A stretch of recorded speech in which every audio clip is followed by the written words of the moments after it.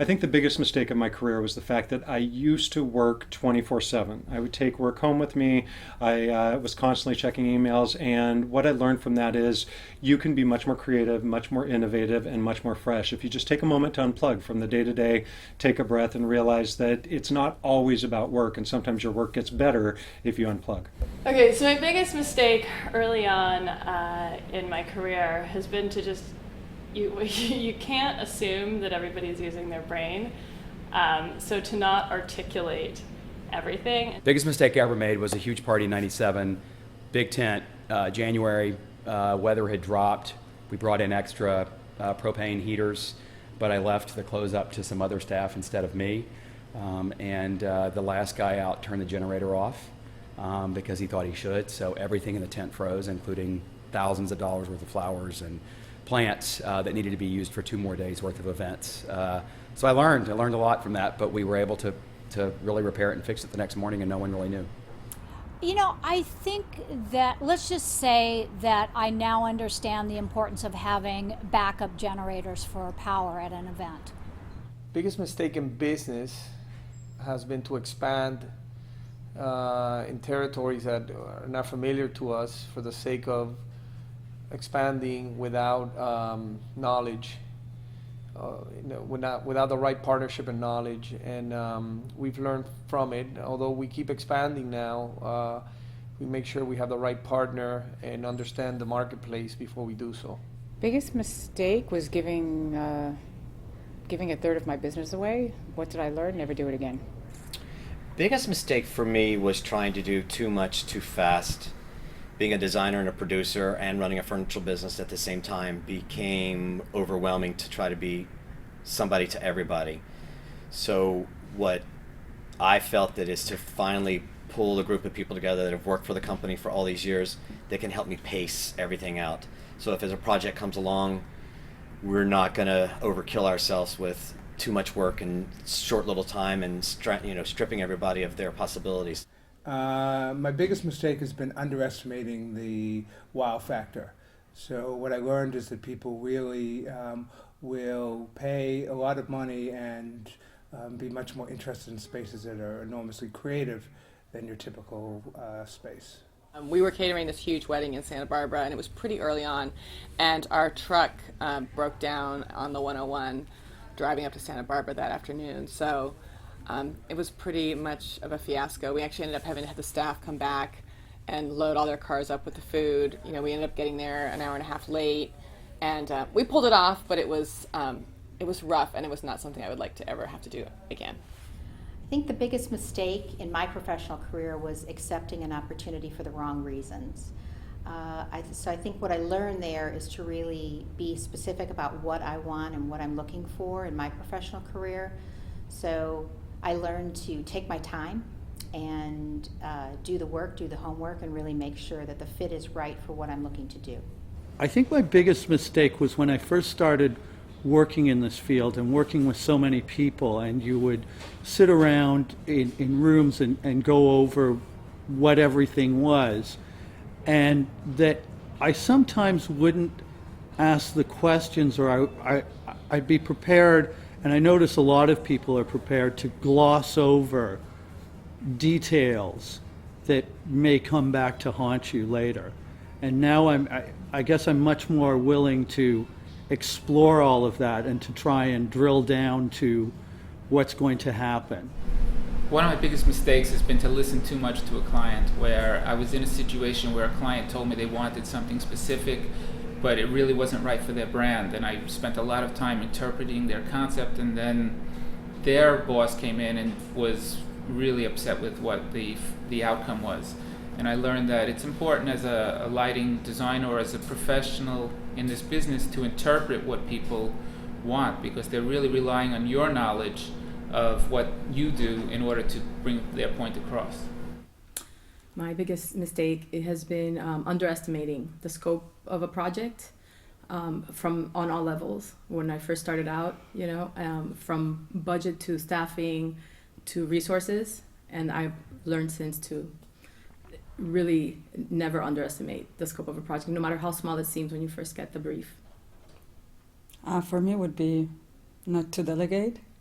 it took me a long time to learn that process. I think it's getting it in writing, and learn is a contract. Recently, actually, worked on some projects where I've put some faith and trust, and it comes back sometimes, and you really need to get everything in writing. Put the contracts down. As much as this is a fun, exciting, celebratory event, it still needs to go to a contract. So I think that's probably the biggest thing that I've learned in the operations side. On the other side, let's say from a design standpoint, is that less isn't more. More is more. You can never have enough, I believe, whether it's floral, whether it's design, whether it's lighting. I always feel like when I'm walking through that, if there's not enough of something, I see it right away. So less is not more, more is more. The biggest mistake, I feel, it was allowing a client to talk me into a bad idea. There was a dinner that we did about 5 years ago, and in this particular case, the client wanted to do a dinner of small plates, a series of small plates, which is very chic, and she was from Europe, and it made a lot of sense for her friends there. It didn't fly in Washington. There were a lot of complaints about the style and the content, and I had gone into this knowing that it probably wasn't a good idea. My biggest mistake that I've made is not being very straightforward with the client when their budget is unrealistic for what they want to do.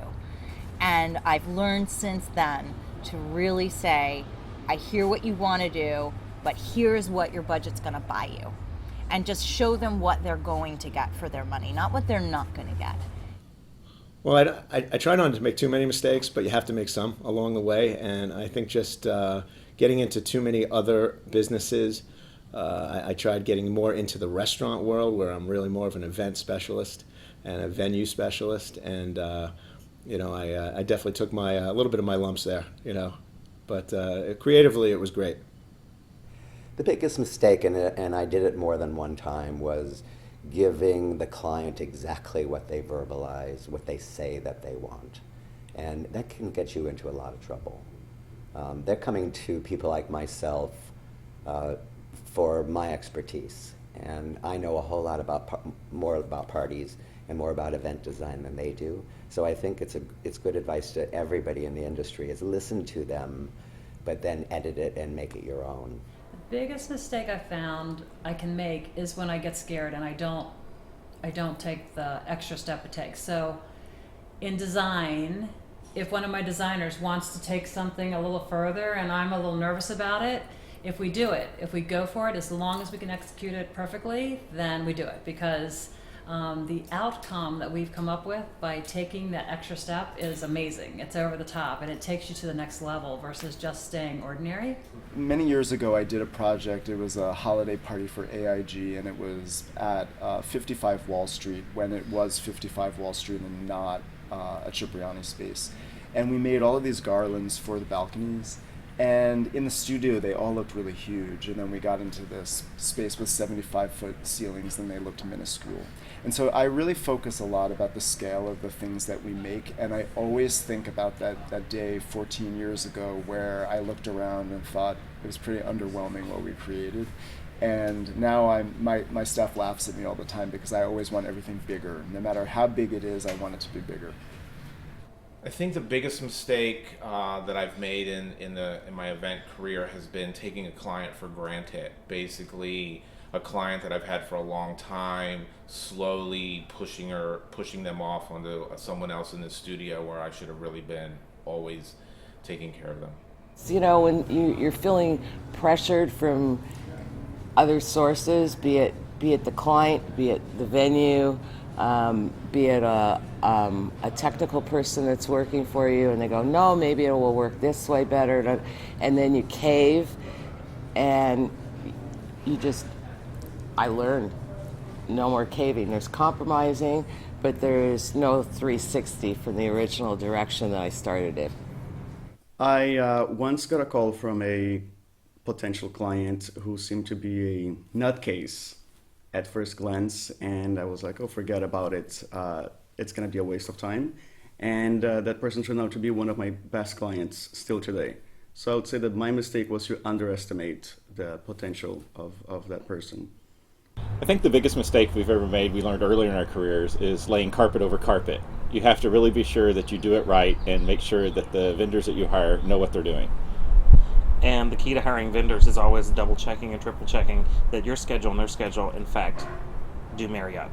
My biggest mistake has been speaking before budgets. I think that so many times you meet with a client and through the whole creative process, you just kind of talk about the whole look and feel without having a budget in mind. And I think that without knowing the actual execution or how you're going to produce that event, you can mislead them because they may not necessarily have the funds to create what you're suggesting. So I think my biggest mistake was not being able to say no, and also feeling like I wasn't being compensated for the amount of work, time, and energy and effort that I put into my events. So I had to learn to say no. And it's in my business model. You know, we are not all things to all people. We have a certain clientele, and I like working with that clientele, and it's okay to say no. Biggest mistake was we had a client that wants to save money and on an event on the sound system, and we ended up going with another company for sound, and we had Tom Wolfe speaking, and the sound went bad for about 30 seconds, and it was the longest 30 seconds of my life. So I learned never ever to cut corners again. But being a creative person, I'm not really looking at a bottom line. I think that was my biggest mistake. I have run a couple of businesses in my life, and I learned about how to read P&L. Oh, my biggest mistake. It's a funny story. When I first started in this career, in this business, I built a 20-foot balloon sculpture and then surrounded the room with metallic shimmer drape. I learned very quickly that static clean is not really friendly to balloons, and the entire sculpture exploded in a sea of rubber confetti in the middle of the event. I think one of the biggest mistakes as a designer is becoming overzealous. And what I mean by that is, I believe, there's an audience for fearlessness, meaning that, that to be creatively successful, you have to push the boundaries sometimes. That's how I measure my own success, is doing something I've never done before, but safety comes first. And what happened is I created something that was layered and layered and layered vertically, and it was in an exterior space, and it all crumbled when a rogue wind came across the property. My biggest mistake is probably not paying more attention to a whole pastry side of cooking, because it's very precise and it's very scientific, so I kind of pay attention to it, but I really love that whole pastry side, so I'm learning about it now.